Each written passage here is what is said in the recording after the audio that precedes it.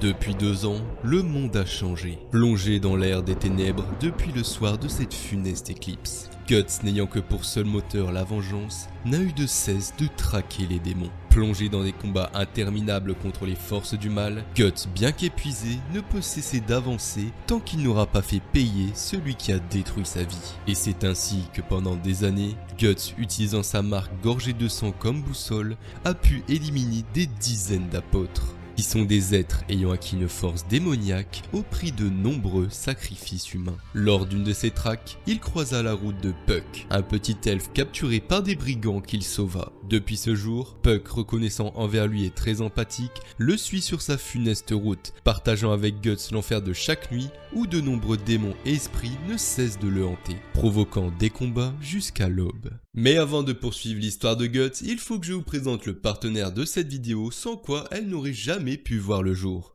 Honkai Star Rail. Pour ceux qui ne connaîtraient pas encore, Honkai Star Rail est un RPG multiplateforme gratuit disponible sur PC, mobile et PS5.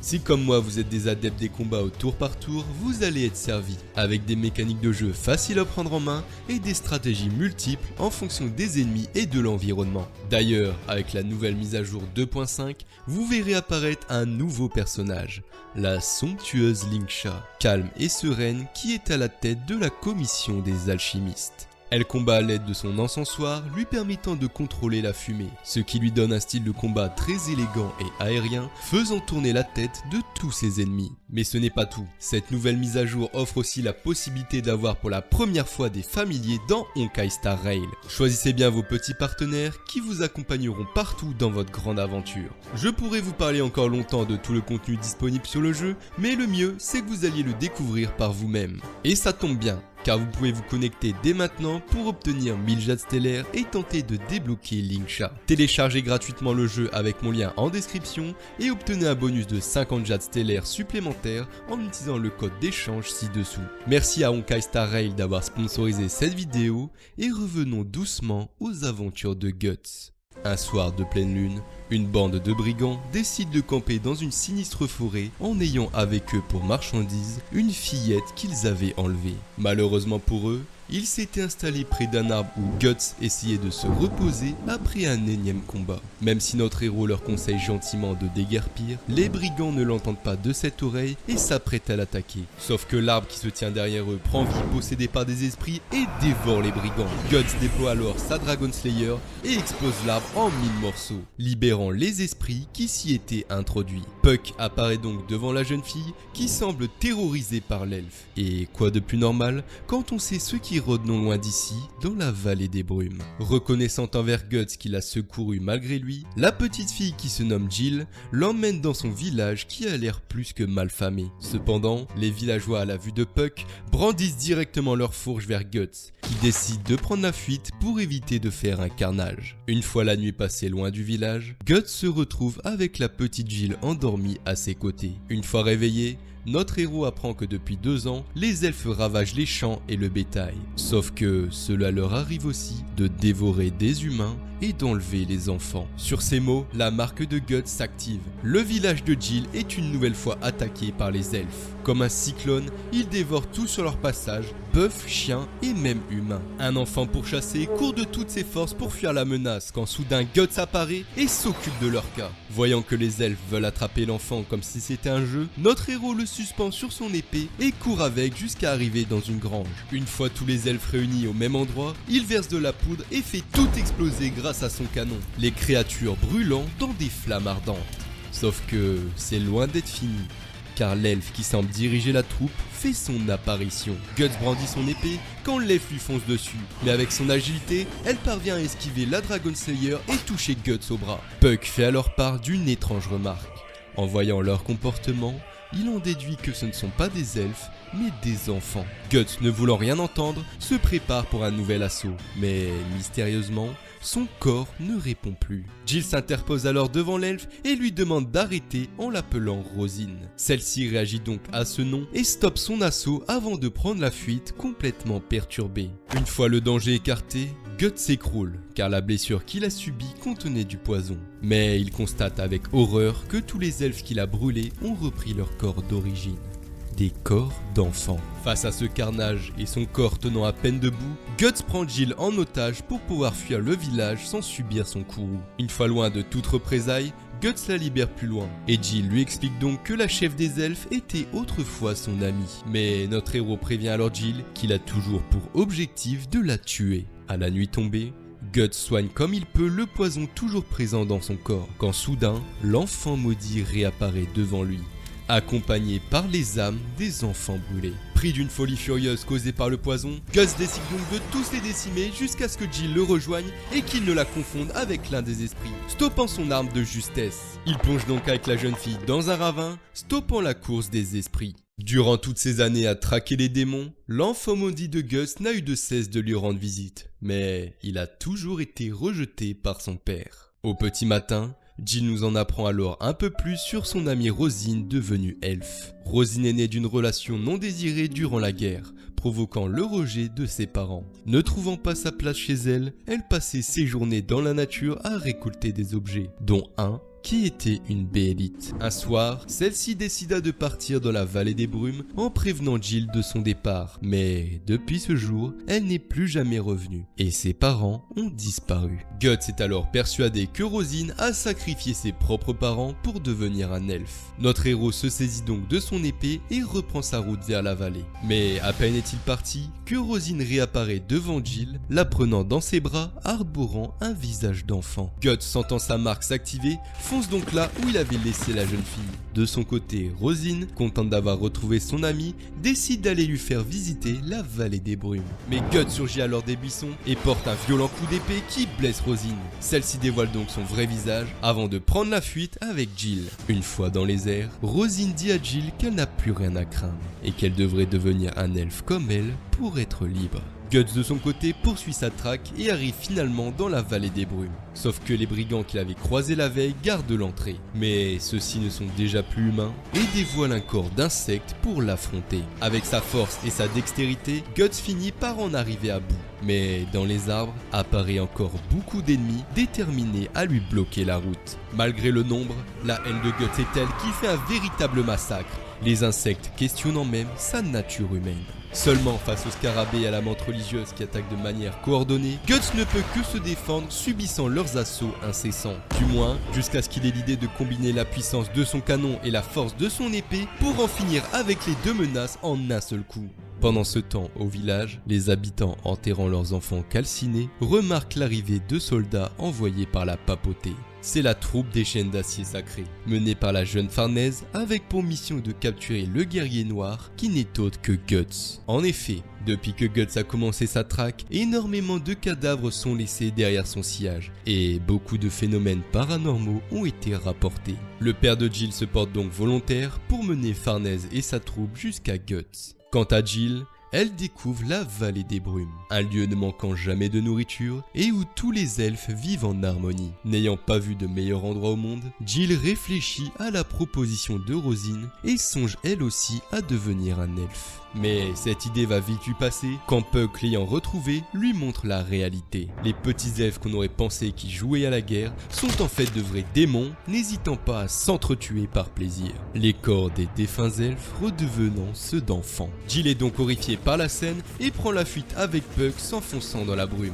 À bout de souffle à cause de la course, Jill s'arrête au beau milieu d'une forêt remplie de cocons. C'est le lieu où les enfants humains deviennent des elfes. Rosine faisant son apparition ne comprend alors pas pourquoi Jill a fui, ne voyant aucun problème à ce que les elfes s'entretuent. En la berçant de paroles rassurantes, Rosine commence à tisser un cocon autour de Jill qui somnole tout à coup. Puck, en prenant la fuite, fait s'ouvrir un cocon imparfait par accident, qui libère un hybride complètement liquéfié. À la vue de la créature, Jill prend peur et se réveille, quand soudain, des flammes apparaissent dévorant les cocons et calcinant la forêt. Guts est finalement arrivé à la vallée des brumes, arborant une silhouette monstrueuse. Déchiquetant les elfes sans aucune pitié, Guts avance dans une mer de feu, consumant les corps ayant repris forme humaine. Même face à l'assaut coordonné de dizaines d'elfes, Guts n'hésite pas une seule seconde à plonger dans les flammes, se délectant d'une pluie de sang. À ce moment, il ne faisait aucun doute que Guts était plus un monstre qu'un humain. Face à ce massacre, Rosine prend donc sa véritable forme démoniaque et fonce droit sur Guts qui dévie de justesse l'attaque. Celle-ci multiplie alors les assauts, affaiblissant Guts petit à petit, jusqu'à faire une ultime percée qui transperce le bras de notre héros. Suspendu dans les airs, Guts est à sa merci, du moins c'est ce qu'elle croit, avant qu'il ne déploie sa main mécanique et fait un tir de canon lui transperçant le corps. Sauf qu'encore une fois, Guts a évité le point vital de Rosine, comme si au fond de lui, son histoire et son apparence l'empêchaient de la tuer. Mais c'est la dernière fois qu'il faiblit. Remplissant son cœur de désirs meurtriers, Guts ne reculera plus devant rien et vient d'avoir un plan pour éliminer Rosine. Jill, toujours en proie aux flammes, est sauvée de justesse par son amie Rosine, qui malgré sa forme démoniaque et ses blessures, souhaite la mettre à l'abri. C'est alors que tapis dans les ténèbres, comme un prédateur chassant sa proie, Guts surgit des flammes et transperce Rosine de son épée en frôlant la tête de Jill par la même occasion.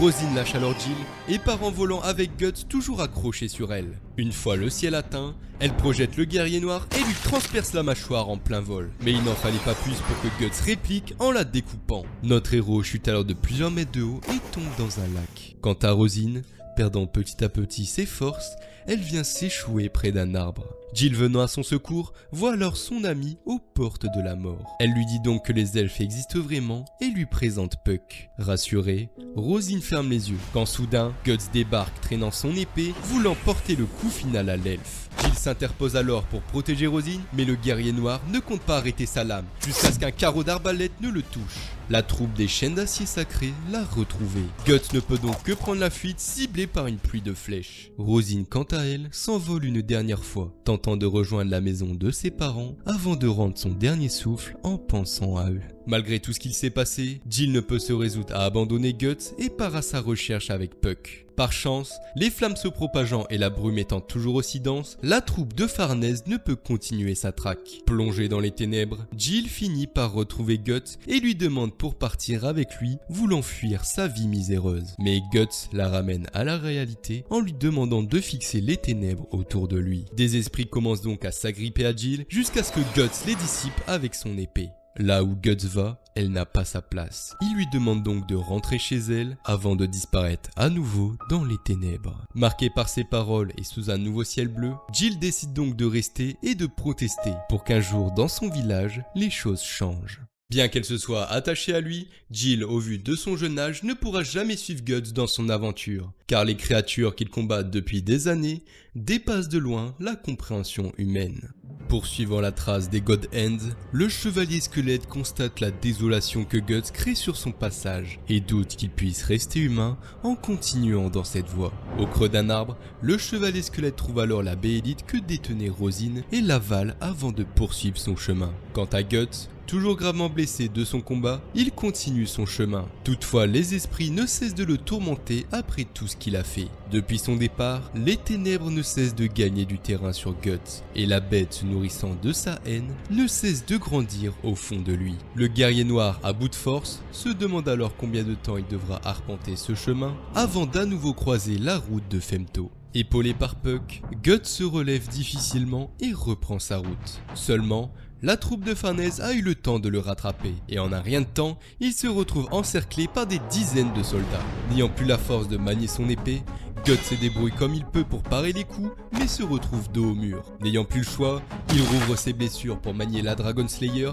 et déchique 5 soldats d'un seul coup. Face à cette démonstration de force, le commandant Hazan, ancien chevalier, entre en scène avec son énorme marteau. Face à un tel adversaire, Guts ne peut que fuir et parer les coups dans son état. Il décide donc de tenter le tout pour le tout en visant la chef des troupes, Farnèse. Se propulsant sur Hazan, Guts arrive près de la garde rapprochée et utilise ses dernières forces pour les éliminer de son épée. Farnèse dégaine donc son sabre, mais Guts, à bout de souffle, s'écroule sur le sol, se blessant sur son arme. Guts est aussitôt capturé, mais Farnèse est laissée en état de choc, car c'est la première fois qu'elle blesse quelqu'un. Hazan prend le temps de la rassurer, et la troupe repart donc avec Guts comme prisonnier. Complètement enchaîné, traînant un boulet au pied, Guts est emmené de force auprès de Farnèse pour un interrogatoire. Sauf que notre héros n'ouvre la bouche que pour remettre en question la foi de Farnèse et son rôle creux au sein de la troupe. Celle-ci, pris d'une immense frustration par cette cruelle vérité, lui assène alors des dizaines de coups de fouet avant de le renvoyer dans sa cage. Le soleil se couchant, les esprits commencent à apparaître, ce qui est un problème, car Guts ne pourra se défendre enfermé dans cette cage. Heureusement, Puck arrive à voler le trousseau de clés de la cellule et le délivre. Cependant, pas question pour notre héros de repartir sans son équipement. Guts se dirige donc vers la tente de Farnèse, qui est en train d'expier ses péchés à coups de fouet. Il fait alors irruption pendant son rituel et l'assomme. De nouveau armé jusqu'aux dents, le guerrier noir se fera un chemin parmi les gardes en utilisant Farnèse en otage puis prend la fuite à cheval. Une fois réveillé, Farnèse se rend compte de la situation, la tête suspendue dans le vide. Puck tente de la rassurer mais celle-ci ne le voit même pas comme s'il était invisible. Et cela s'explique car Farnèse a une vision du monde tellement rigide qu'elle ne peut croire à l'existence des elfes. Serpico, le plus fidèle serviteur de Farnèse, est déjà en route pour aller la secourir, quand soudain, une géante vague d'esprit passe à côté de lui à toute vitesse pourchassant Guts. Notre héros en découpe la plupart, mais quand un esprit pose ses mains sur Farnèse, celle-ci panique, faisant chuter tout le monde du cheval. Les esprits prennent alors possession de chiens sauvages qui se transforment en monstres. Farnèse, ne pouvant croire ce qu'elle voit, reste complètement paralysée et incapable de prier. Pour échapper à cette vision, elle se dirige donc vers le cheval pensant pouvoir fuir. Sauf que celui-ci aussi est possédé et la plaque au sol pour abuser d'elle. Criant à l'aide, Guts, voyant la scène, se rappelle l'éclipse et affiche à présent un visage de rage, décapitant net l'équidé. Le pire lui ayant été rappelé, Guts, dans une folie meurtrière, tue tous les démons jusqu'au dernier. Farnèse, traumatisé et incapable de bouger, ne peut que regarder le massacre qui durera jusqu'à l'aube. Cependant, un esprit sinueux ayant échappé au massacre commence à corrompre l'esprit de Farnèse, lui faisant avouer le fait de ressentir du désir par la douleur, utilisant ses croyances comme un prétexte. Totalement possédé, Farnèse s'assoit dévêtue sur l'épée de Guts, lui demandant de la soulever. Quand soudain, les rayons du soleil viennent dissiper l'esprit, laissant Farnèse en pleurs. Celle-ci, en voyant Serpico arriver, ne put lui demander qu'une seule chose: tuer Guts. Le valet fait mine que cela lui est impossible, avant de lancer une attaque surprise blessant le guerrier noir. Les deux guerriers décident donc d'en rester là pour aujourd'hui, bien que Farnèse ne désire que la mort de Guts après les événements traumatisants qu'elle vient de vivre. Durant cette nuit, la vision du monde qu'avait Farnèse depuis son enfance a été brisée, et le seul coupable de cet effondrement, c'est Guts. Depuis que l'obscurité s'est abattue sur le monde, les rêves, ou devrais-je dire les cauchemars des populations du Midland, ne sont dédiés qu'aux ténèbres. Seul un espoir subsiste dans l'imagination de tous, un faucon de lumière fendant les ténèbres au milieu du chaos. Dans tous les royaumes du Midland et au sein même de la capitale de Windham, la peste et la famine ont eu raison de ses habitants durant ces 2 dernières années. Le roi, se mourant, n'a eu de cesse de mobiliser ses troupes à la recherche de Griffiths, délaissant son peuple. La princesse Charlotte, quant à elle, n'a pas quitté sa chambre et ne souhaite pas venir au chevet de son père, qu'elle a renié depuis longtemps. La seule personne qu'elle désire vraiment voir, c'est Griffiths. Mais bien que le royaume du Midland vide des temps troublés, cela ne s'arrange pas quand aux portes de la ville, l'armée Kushan fait son apparition. Au même moment, après une énième bataille, Zod, l'immortel, trône sur une montagne de cadavres, toujours insatisfait dans sa quête de trouver l'être le plus puissant. Seul le chevalier squelette a réussi à le combler, quand soudain, un faucon de lumière apparaît devant lui. Déployant sa forme démoniaque, Zod se mesure à lui mais se retrouve avec la corne coupée en un instant. Pensant d'abord que cet échange n'était qu'un rêve, l'immortel se rend compte qu'il venait bel et bien d'être blessé. Celui qu'il cherchait depuis plus de 300 ans allait bientôt faire son apparition. Lors d'une nuit de pleine lune, un bûcher s'érige vers le ciel et une femme est amenée à être brûlée. Une femme qui n'est autre que Casca, qui finit consumée par les flammes. Se réveillant de ce cauchemar en sueur, Guts voit alors devant lui l'enfant maudit, le prévenant d'un danger qui frappera bientôt Casca. Toutes ces prémonitions ne sont en fait qu'un fragment de l'avenir, annonçant l'aube d'un nouveau monde. Dans des montagnes reculées sous un froid glacial, la jeune Erika coupe du bois pour l'hiver, quand soudain, une ombre gigantesque surgit de derrière les arbres. Guts est de retour auprès des siens. Il fait alors ses retrouvailles avec Rickert qui s'est mis à la forge, mais avant toute chose, il demande où est Casca. Sauf que celle-ci s'est enfuie il y a un mois lors d'une balade en forêt. Guts, inquiet, rejette alors la faute sur Rickert, sauf que Erika en pleurs le dispute, car Rickert a passé un mois à la recherche de Casca avant de revenir, et cela pour la simple raison que Godot n'en a plus pour longtemps. En effet, la vieillesse semble avoir frappé l'ancien forgeron qui ne manque pas d'examiner le matériel de Guts qui est dans un sale état, à l'image de l'âme de son propriétaire. Si Guts a passé 2 ans à traquer les démons sans relâche, c'était pour tenter de combler l'effroi s'étant tapi dans son cœur depuis l'éclipse. Sauf qu'en faisant ça, il a laissé derrière lui la seule chose qui lui reste de ce drame, Casca. Au lieu de se reconstruire avec celle qu'il aime et penser leur plaie ensemble comme il se l'était promis, Guts a choisi de fuir seul, comblant les blessures par le combat et se laissant consumer jour après jour par la seule chose le faisant avancer, la haine. De son côté, Rickert a accepté la mort de ses compagnons et grâce à son talent à la forge, il a façonné des dizaines d'épées servant à présent de sépulture aux membres de la troupe du Faucon. Guts s'excuse alors auprès de lui pour son comportement de tout à l'heure. Seul à la nuit tombée, bien qu'étant en sécurité, Guts n'arrive pas à trouver le sommeil sans son épée. Toujours traumatisé par les images de l'éclipse qui reviennent en boucle dans sa tête, notre héros lui ne peut ni pardonner, ni fuir ce qu'il s'est passé, nourrissant une fois de plus les ténèbres avides de sang tapis au fond de lui. Se remettant en question avec les remarques d'Erika et de Godot, Guts réalise qu'il a fait une nouvelle fois la même erreur que par le passé. Tout comme il a abandonné la troupe du Faucon qui était sa famille et son foyer, il a aussi abandonné Casca qui était la seule pouvant réchauffer son cœur. Avec cette prise de conscience, tout n'étant pas perdu, Guts est à présent déterminé à retrouver Casca et rester auprès d'elle. Dans la forge, Rickert répare l'équipement de Guts, quand soudain, malgré son âge, Godot fait irruption, ne pouvant se résigner à ne plus forger. Un art qu'il avait exercé durant toute sa vie et qu'il compte poursuivre jusqu'à sa mort. C'est dans les braises de la détermination, qui durera toute une nuit, que la Dragon Slayer fut reforgée et réparée. Le jour du départ est venu pour Guts, qui grâce à l'enfant maudit a un indice sur la position de Casca. Il ira donc à la tour du châtiment où l'Inquisition mène une chasse aux hérétiques, dressant de nombreux bûchers. Adressant un dernier au revoir à Godot, qui sera sûrement un adieu, Guts part sans se retourner d'un pas déterminé pour retrouver Casca.